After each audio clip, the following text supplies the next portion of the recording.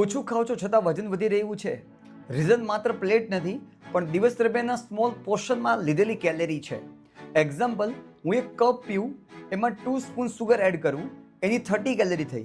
બીજેમાં દૂધ એડ કરું, એની સાથે સાથે હું 2 બિસ્કિટ લઉં, તો 2 બિસ્કિટની 100 કેલેરી થઈ. દિવસથી 3-4 હું ચા પીવું, તો રોજની 100-150 કેલેરી એ થઈ.